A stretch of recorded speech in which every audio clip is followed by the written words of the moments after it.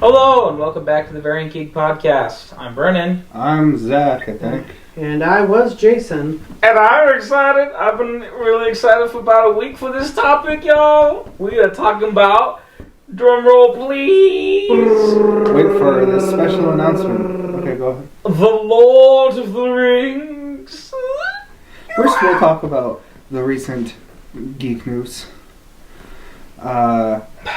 There's a new trailer released for Resident Evil 8, and that vampire lady is trending a lot. Is bussin', respectfully. It comes out next month, May 8th, I think. That should be cool. A lot of other... they announced some stuff for E3. It's going to be online this year. Ugh. Nobody's been out for about 2 weeks now. 3, actually, excuse me. Going on 3 now. Mortal Kombat comes out soon. Yep. Next week. I'm actually kind of excited for it. Next week, right? Yes. Sometime. Yeah. The 23rd.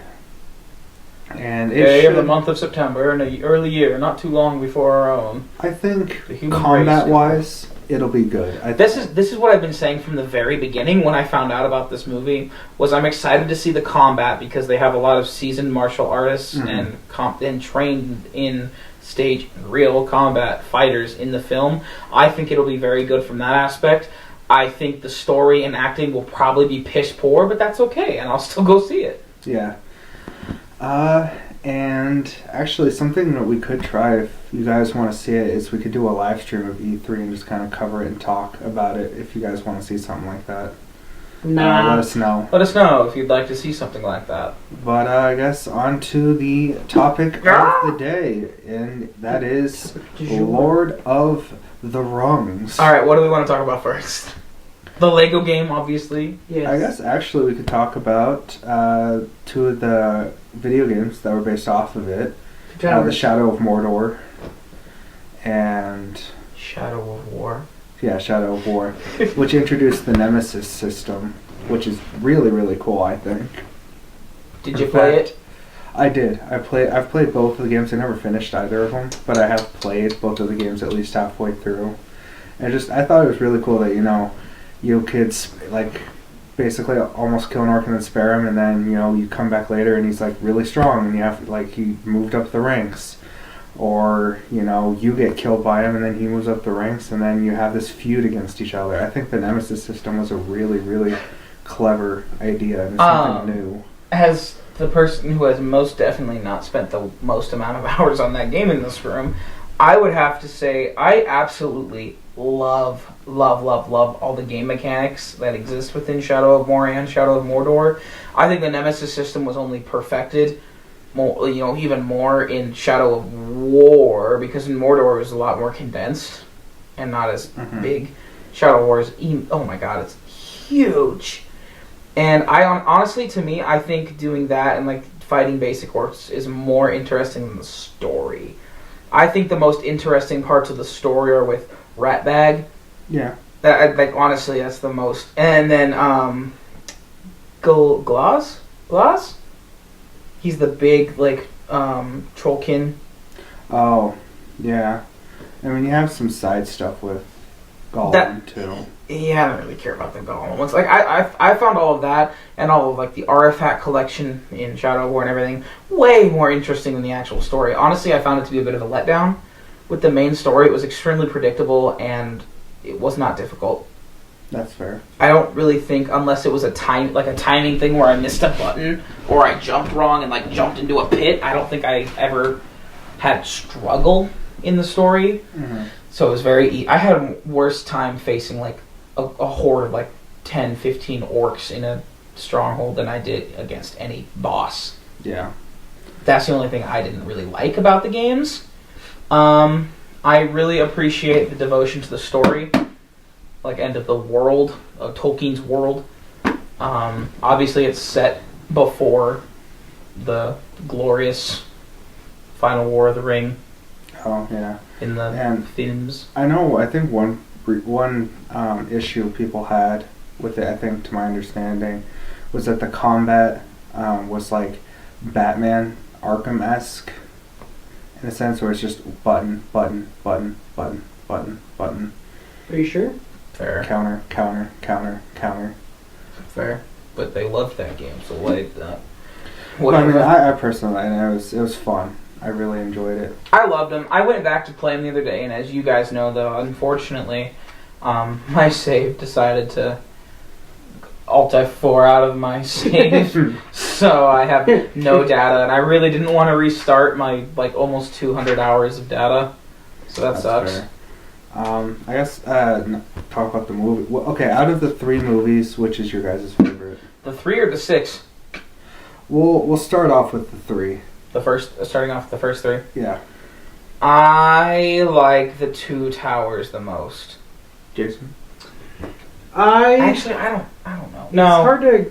I would say the first movie. It's so difficult It's for me. very difficult. Oh god. But I enjoy the creation, the creation of the Fellowship. Like I enjoy the. Mm-hmm.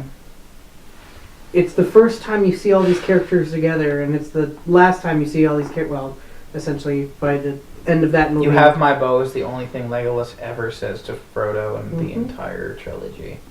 Wait, seriously? Those two? Oh, I guess they never, because Frodo went off with Sam. Yep. Wow, It's that's so whack. difficult for me because Fellowship of the Ring is my favorite book. Yeah. It wasn't as much of a slog to get through as the other 2. See, I like. But a lot of my favorite I like- elements of Fellowship of the Ring, like the novel, are not in the film. Yeah. That being said, it's as organic of a telling of the novel as you can get without going for 50 hours. Yep. Yeah. So I probably would have to pick between 2 Towers and Return of the King, and the only reason I wouldn't say Fellowship is because of how much they left out that was Mm-hmm. critical but not. Yeah. With Tom Bombadil, with them Yeah. spending years in the Shire before they left. You mean they didn't leave directly after he got the ring? You mean he didn't wait an extra 30 years? 30 years. He was He was 50. 50 years old. I like the meme. It's like my uncle, age 111, gave me, age 50, a ring that he got from his friend, age ? What am I supposed to do? Am I supposed to return it? The interesting fact my mom gave me the other day when I was talking to her was, I think The Return of the King is it's the last movie that was the highest box office earner that year that also won Best Picture. Yeah. It won, 17 awards? Something crazy. I mean, it won a decent amount of them, but you never see... And I think The Return of the King kind of won it for the whole trilogy, not just that movie. But you never see top box office earners win Best Pictures. Let alone, sequels. Yeah. Yeah. That was the other thing, too, that the reason I absolutely love Lord of the Rings, and even the Hobbit trilogies, is even if it's an established series beforehand, you almost never get true or faithful sequels. Yeah. I mean, look at the Hunger Games. When the movie came out, amazing. Catching Fire, Okay, I'm going to be very disappointing for you guys. I could not tell you if I've seen the first Hunger Games movie. Have not seen the second one or the third one. No, but that's my point. That's my point, though. Because the first one wasn't as close to the book as some because I read that was one of the first times I read the book first before watching the movie, and I was like, I just kept in my head just kept pointing out all of the inaccuracies that were there. See, and I don't understand the hype for it. I don't get it. It was just for its time. It was the newest in the limelight for dystopian, Yeah. And teen coming of age dystopian. I went. Yeah, and then Maze Runner. I did not. Great like the books. I did not like the books. I loved the first book. The second book and the third was a slog. I didn't really care. I literally went, this is a fever dream. By the end, I was like, was this in the same vicinity? Because there were zombies.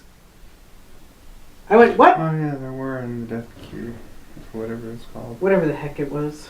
But anyway, so when you have like the Lord of the Rings books, which the movies are very, very close, not like all the way. You 100%. cannot do a true adaptation without spending hundreds of hours. Monies. But like, it's still something where it's 80% faithful. Exactly. 85. I mean, it's just one of those that goes to show that how important it is. Excuse me, if you're taking something as iconic and as successful as like Lord of the Rings, it's such a great example that having a director who is connected to the work and cares deeply about it is so important when making something like that. Because here's this pretty much nobody director who made like B horror films for his entire life. Yeah, they're whack. Don't like them. I do not like them. A few of them are okay. Sure. Anyway, you can have your opinion even if it's wrong, like you said to me last week. Anyway, just this pretty much nobody guy from New Zealand's like, hey, From New Zealand. can I make this movie? And they're like, yeah. I know people were really, really worried about it because they tried to make the movies beforehand and they failed miserably. Yeah. People were just like, there's no possible way you could actually make a good adaptation. He says, hold my kiwi. And, I mean, the casting alone for those movies are phenomenal. Yeah.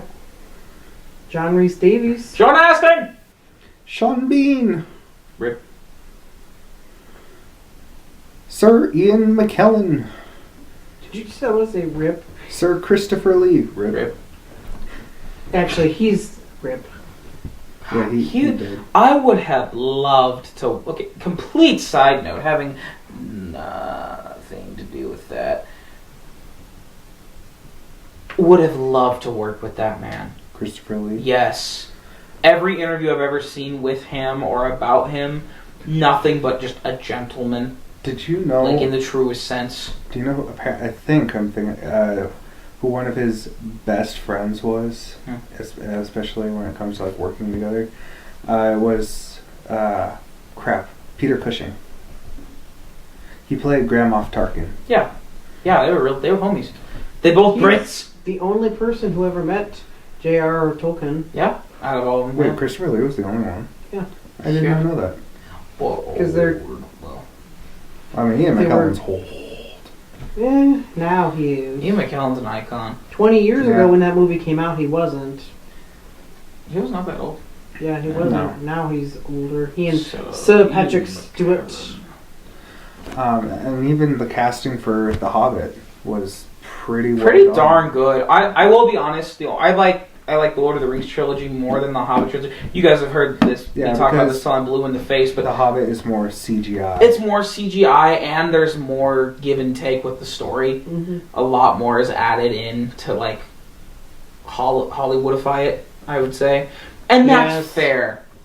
That's very fair. Like from an actor's perspective and like an art student perspective, I understand why they did what they did, because at the end of the day, you're not just like Lord of the Rings was born movie-wise as just to be a love child and an ode to the novels and a director's love of the novels. I think one of my favorite. But at the end of the day, you're making money. That's what you're there to do. Like that's all that the big wigs in Hollywood want you to do is make money. So they have to add, the romantic element that was not even in the books. You have to add that one nostalgic character other than Gandalf.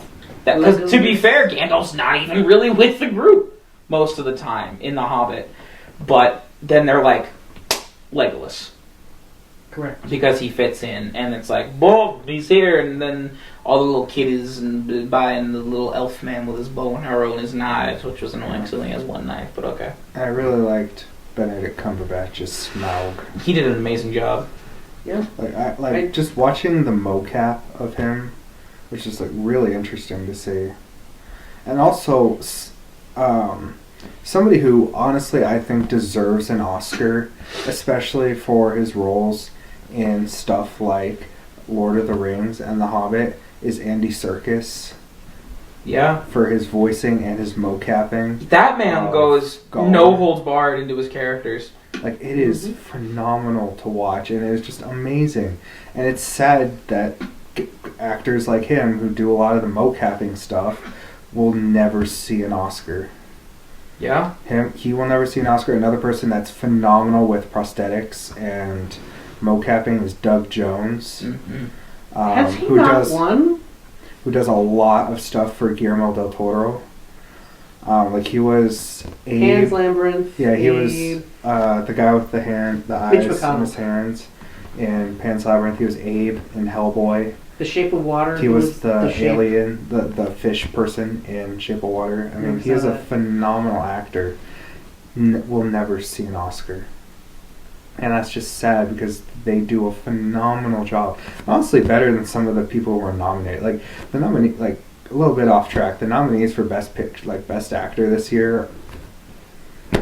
Like all I'm saying, I'm just so happy that Leonardo DiCaprio and Brad Pitt got Oscars. Yeah. I'm so glad. The Oscars, to side note, is just a joke. Yeah, it's just a cash grab. I mean, it's a cash grab and it's a popularity contest, and it's, let's be honest, it's just a political statement fest. But we don't need to get into that because it's not important. But back to Lord of the Rings. Another reason I have to say I absolutely love the Fellowship trilogy over the Hobbit trilogy when it comes to movies. CGI versus real life. Oh yeah, just like one of my favorite moments in the entire trilogy, after you pointed it out, was watching Gimli lose his shoe while they're running. I am the person, by the way. If anyone ever watches Lord of the Rings with me, I will sit there and every single little fast fact.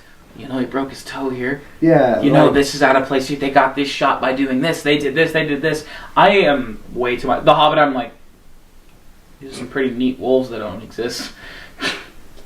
And like, okay, I really appreciate the Lord of the Rings, like the Fellowship trilogy more because other than like the obvious spots where you had to use CG, like the wargs and the fell beasts and all that. There was no CGI. And I love that. It was all prosthetics and makeup, and it was just as an actor, I would much rather be in the makeup and in the armor of like a stinky orc like and doing like my combat than being in a bunch of tennis balls. You know what I mean? Like the thought, and I think honestly a lot. It's not necessarily because visually, obviously, the Hobbit's better visually, like overall. 10 years old, 10 years younger. Yeah, but I don't think the Lord of the Rings trilogy will ever go out of style as far as holding up as a film. I really don't think it will, and I think again it goes back to that loyalty to the series that it had a lot more of. And I think one thing that keeps it in infamy is it introduced basically a lot of the fantasy tropes and a lot of the fantasy monsters and characters that we know today. It introduced dwarves. It introduced elves. It introduced the thing that fascinates me the most about Tolkien is that the fact that he worked with linguists to create like 15 new languages for elves and dwarves and orcs, and it is just amazing. But I mean, we might. Who knows? But I mean, we probably wouldn't have these fantasy monsters, and that genre would not be as popular as it is today if not for Lord of the Rings. All right. Well, I absolutely love.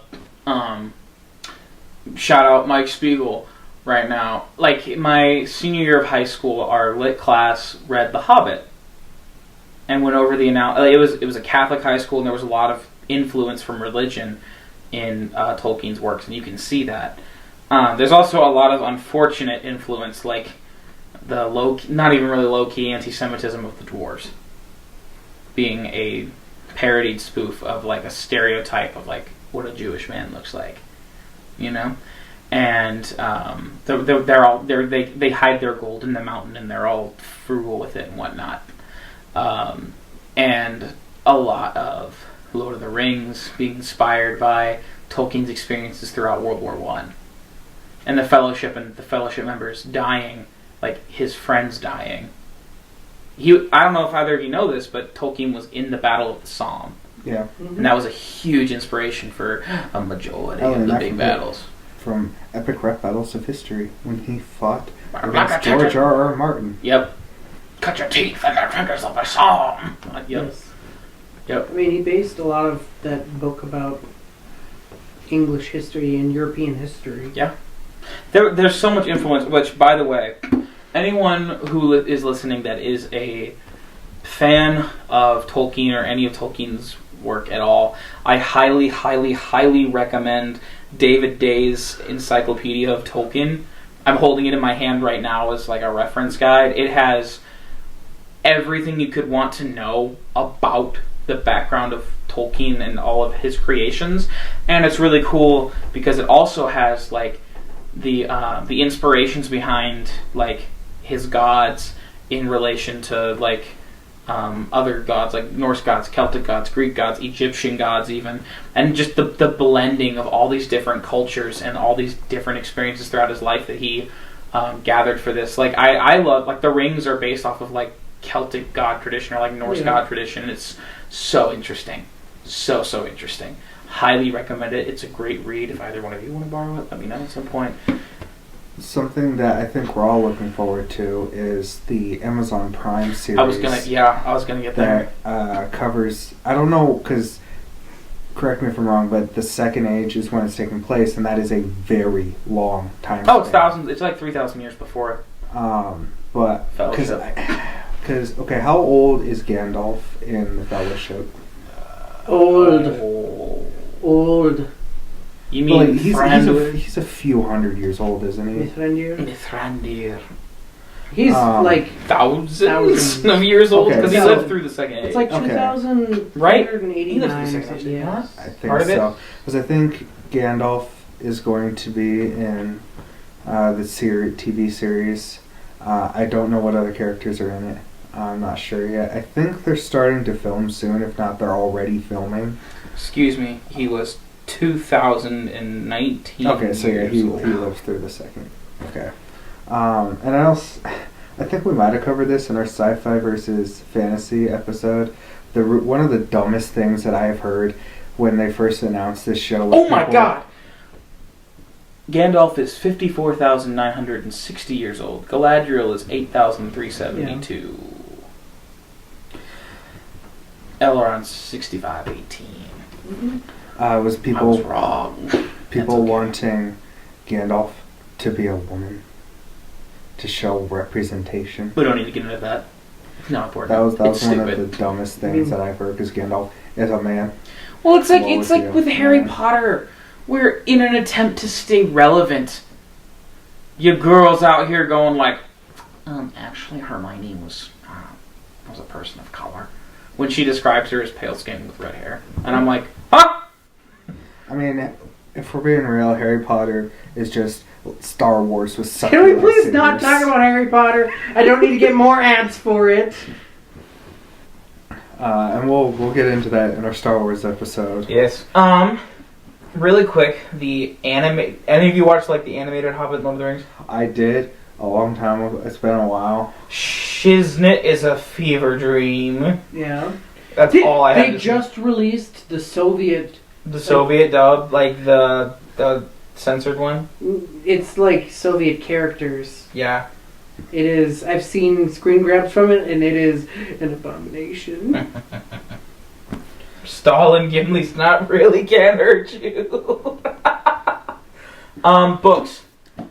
I never read. Jason, books. favorite book.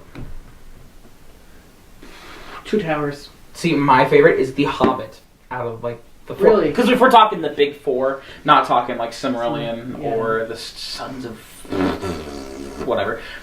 Read the Silmarillion. It was okay. It's more of a history text than anything. I didn't love it, but it was intriguing. Okay. But I love The Hobbit more. Really? I don't know why. Hobbit's a children's book. I don't care. And? No, I just...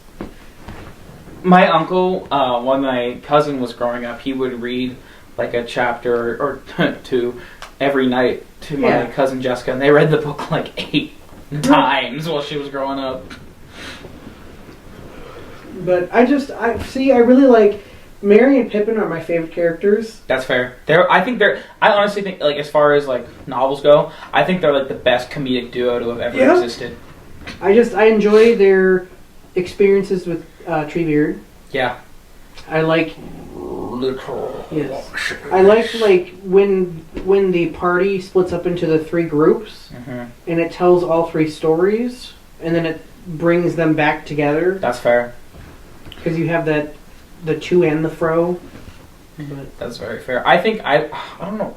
I think I like The Hobbit more because I don't know why, but while I was reading those, I had way more like imaginative visions in my head of what was going on personally. That being said, I only like it, that much more than anything in the Fellowship. And for those wondering, I have like a millimeter in between my fingers to show how much more. I don't like it like, oh my god, it's so much better, because they're all amazing. I love them. It is difficult to, if I could understand, like, you watch the movie and you're like, even the extended version, you're like, oh, 3 hours, and then you look at this book and you look at the pages and you go, huh, no, and it can be difficult to read through, especially if you're expecting certain things and you don't get what you want out of it necessarily. Like, you get to the chapters on Tom Bombadil and you're like, who's this goofy man dancing around? What about Sharky and Sharky's Men? Sharky's Men, yeah. There's so much that's not in there, but like is important, but not. You know what I mean? But I love The Hobbit more. My favorite. I don't know why, because I recall it to this day from even being like 8 and reading it. Is like the sleighs over the lake while they're being chased by wargs to the mountain. That is still, like, I have that imagery in my head of how that would look, and I was waiting for it in Battle of the Five Armies, and I was so excited, and then it wasn't in there. Yeah. Or in Desolation of Smaug, excuse me, in the movie Desolation of Smaug, I was waiting for it, and then it wasn't there. And all their interactions with the dragon, they weren't there. And then everything after wasn't there. Because if you look at, I think I showed you, Zach, no, you know how we feel. I think I showed, maybe you too, Jason, if you take the movies and you look at like what's represented in the book, it's like boom, boom, like a chapter. Yeah. For an entire movie. I'll shut up. Zach, talk. Huh? Well, I'm the only one of this 3 that have been to New Zealand. Yeah. To Matamata, which is where the Shire is actually located. Like, I actually got to take the tour in the Shire. So How was that? I really enjoyed Pray it. do tell. I'm not jealous. So, how it started, I think we ate first, and like they served us like a traditional Hobbit meal. I mean, like we were in a tent. So did you eat like 3 breakfasts? Pretty much, we ate so much. And then we took the tour, and as we're walking through the tour, like you could physically go apply and be a tour guide. What? Because they accept anyone. And the girl that was our tour guide was from England, and she Googled like Lord of the Rings jobs, like working in New Zealand, and she found it, and she was a tour guide. And because the people that are from New Zealand, a lot of them just don't give a crap because they were in it, or their cousin was in the movie, and so they're like, yeah. That's one thing I like. A lot of the extras from those movies, they were like, hey, I'll give you a fish to put on this suit of armor. But and so like this girl, she's like walking through, and she's English, and she's like, oh yeah, and like because New Zealand's part of the Queen's country, like we can travel here for free, and I can live here. It's like because it's under the same rule. It not like travel for free, but like she doesn't have to have a visa, and she doesn't have to have. She doesn't have like a time frame she has to live in. Dude, I'd be like, yo, just let me put my sleeping bag in one of the hobbit holes and I'll work here for free. But and so like when we're walking through and they're showing us like hobbit holes, they're like, yeah, this is fake. Yeah, this is fake. Like this is literally just a hole.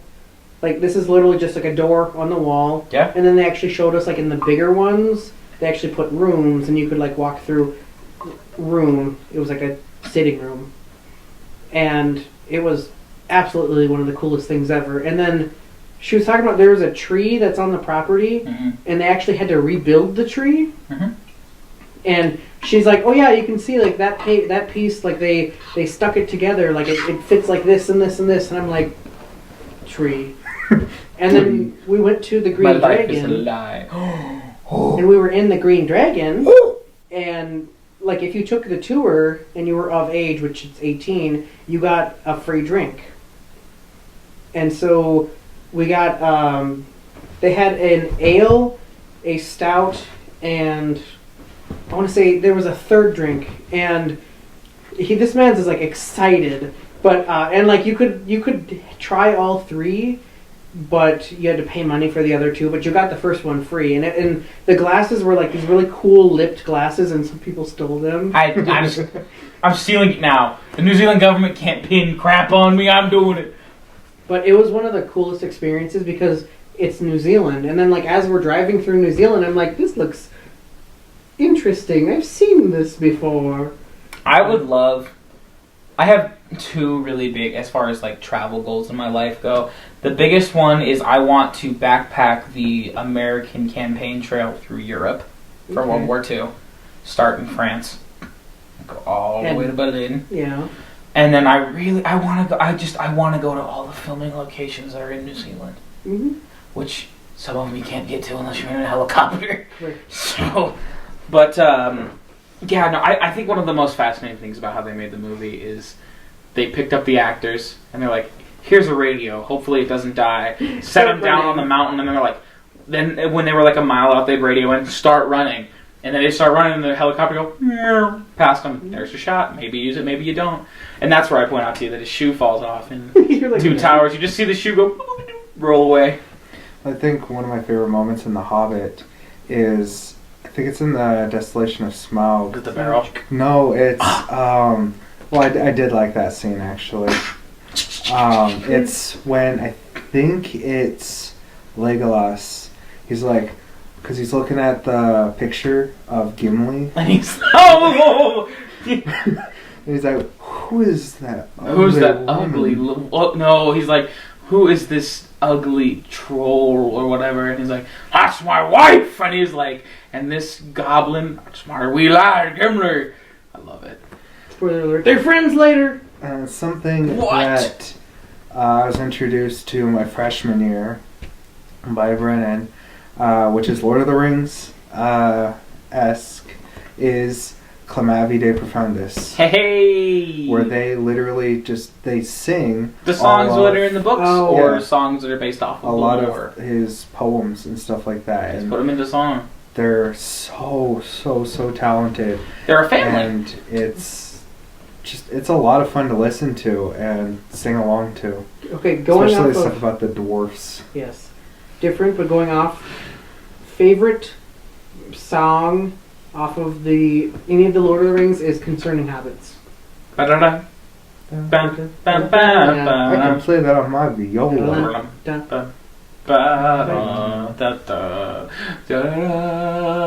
I like the fighting Uruk-hai. The only reason I ever wanted to play a horn of any kind.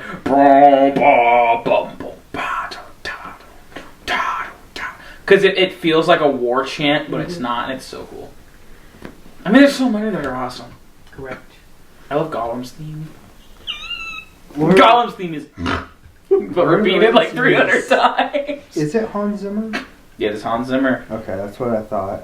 Hans Zimmer and John Williams will go down as two of the best music composers. Will go down? Well, I guess they already are. Down. As two of the best music composers of all time.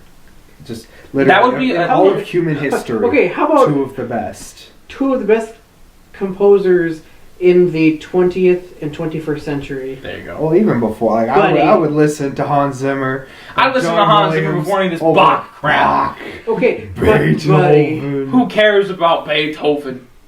We just got canceled.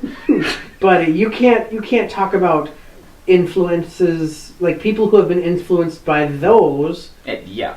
And say, just screw. They don't count. Because John Williams has a lot of influence with... Oh, yeah. I want to say he's influenced a lot with Mozart. I want to say it's Mozart. It's Mozart. And I mean, John Williams, you go, lightsaber, the second one pops out, Darth Maul enters into the scene. The second lightsaber pops out, the trombones in the background blasting. Side note, Dakota Wesleyan Highlanders singing The Duel of the Fates for our next concert. Tune in. It'll be the Fail of the Fates. Oh, excuse me. Anyway, you're right. Anything else you guys want to talk Okay, about? so I want to talk about a couple video games that didn't get touched on because they're amazing. Okay. Okay, go. Are you talking like War of the North? I think that's what it's called. It's called The Lord of the Rings War in the North, thank you. Okay. Anyway, War in the North, quick version, it follows a trio very similar to the Fellowship, comprised of a dwarf, elf, and man, and they go while they head off to the place, location. East, west, east. Fellowship, where are they heading? West, east, west, east, west, east, west, east. No, west. They're going east. Yeah, it was east. It's east. I'm just second guessing myself. East. While they're heading to the east to face off again in the War of the Ring, this trio is leading on an expedition into the north, into the evils of the north, against. Oh. Never called War in the North. They're heading to the north. No. It's not the next time you talk about an anime, I'm destroying you on here. Anyway, and it's just going against the threats there while the enemy's eye is turned towards the Fellowship in the east. It's just interesting because it's going on at the same time, and they talk about it. Yeah. And Strider's in it, also Really? known as Aragorn. Also known as. Anyway, I really like. It looks like complete garbage. I'm sure on PC you could probably get mods to update it currently, but I really like Battle for Middle Earth too. Battle for Middle Earth is just kind of crap. It's an RTS. It's a Lord of the Rings RTS. It's on Xbox 360, and I love it. I play it every time I go home. Was that the game where you could play as Sauron and punt hobbits? There's a game Probably. that's Lord of the Rings where you can literally play as Sauron and go around and just punt hobbits left and right. That ain't it, Chief. I don't know what you're talking about. There's Lego. Conquest. There's Lego The Lord of the Rings. Lego Lord of the Rings, the illegal game. I really wish I still had it. Shouldn't have sold it. I shouldn't have. I did too. Little did I know. Yeah. Who's Now your it's. favorite character? In the entirety? Yes. I mean, Bomber, because I am him. I do No. like my Gimlis as stereotypical as it is. I love my dwarfs. Do you know that? Go, continue. Sorry, Do I you had know a that? thought. It hit me, and I went. A thought has arisen in my brain. What is that? Thought? Samwise Gamgee is the main character of the GD entire thing. I mean, he is the homie. He literally, without him, Frodo wouldn't have made it 10 feet. I think. Oh god, to pick one is so difficult. Correct. Dwalden. Okay. Actually, the best film ever is that little thing you showed us that's like 6 hours long, where it just keeps repeating Are you that talking scene. about- Where this is the farthest. So Every that- Oh, that was step. you? Every Yeah, step that Samwise Gamgee takes, it plays the clip. This is the up and farthest- going, this is the farthest I've ever been from home. One more step, and it'll be the furthest I've ever been from home. One more step, and this is the furthest I've ever been from Flavor That's Town. like 6 hours long. Because it's every step It he makes takes. a 2-hour movie 6 hours long. And that's okay. And the best thing is you watch like the first 30, 40 minutes and you're like, you forget that it's happening. And then it happens and you're like, oh yeah, I'm being memed. One of my favorite is every single time the movie, like the Lord of the Rings, they say the word ring, it speeds up. It like goes twice as fast, or like goes by 0.5 times. It's 11 minutes long. The first 10 minutes are the normal movie. The last minute is the movie sped through. Well, it's because she says, They she don't starts and she goes, rings, and that's it. She says rings of power. Yeah, and then And the then rings made aren't a new mentioned. ring, and that's about it. And then rings aren't mentioned again until after the party, essentially. And so you're like sitting there and like stuff's a little distorted. And then as soon as it's Frodo and Gandalf in his house after the party, where they're talking about the ring, it's just like fast. My favorite is it's the Lord of the Rings, but only when Gandalf gets angry. Fool of a talk! And like stuff like that. Or when he pulls Sam in. Samwise Gamgee! It's the same Did you put your name in the I was going to say it's the same energy as Dumbledore's. And I love the book calmly, "Did you put your name into the Goblet of Fire, Harry?" Movie. The movie, "Did you put your name into the Goblet of Fire or not?" It's so good, so funny. But there's so much. They just see your blind. We just definitely burst our listeners' eardrums. Earphone warning. 20 seconds after. Anyway, all I have to say is, if you know nothing about Lord of the Rings, Watch and you the have movies. any interest in fantasy, if you're a reader and you like fantasy, read the books first. If you are a moviegoer and you don't like to read books, watch the movies. They're good, they're fun, action-filled movies, and they have a great story and lots of great messages if you really want to deep dive into them, and there's a lot of care that goes into them. Games, not really a whole lot for you. The new TV series, I didn't talk about it really much at all because I didn't want to keep going for 27 years. They haven't even announced anything. I mean, they've announced some of the cast. But And I think they're starting. Yeah, all I know is it takes place during the Second Age. It looks interesting. And they throw also sex spending scenes. I'm gonna 10 million. No, it's like, is it 10? It's either 10 or $100 million an episode. It's 10. Okay, $10 million an episode. Good. For I think it's 10 episodes is the first season. It'll be interesting to see what happens. Yeah, but thank you guys for listening. Make sure you guys turn into our Twitch channels. Turn into them now. Turn in. Turn in. Right now. Turn Pick a to Shepherd right. 6. Shepherd spelled wrong. And Forestall Cash. And Forestall Cash 014. Shepherd. It's Shepherd. Shepherd 6 and Forestall Cash 014. Twitch. Twitch.tv. Yeah. / those things. / Yemen. Thank you guys for listening, and have a good rest of your day. Put your favorite Lord of the Rings memory in the description. Favorite moment from anything Lord of the Rings. I don't care in if the it's... comments. And I don't really care what it is. Anything. It could be even the obscure Samwise Gamgee game that there was. Or the announcement of the new Smeagol game, which will be weird. I'm Schmeagol. Anyway, bye. Bye-bye.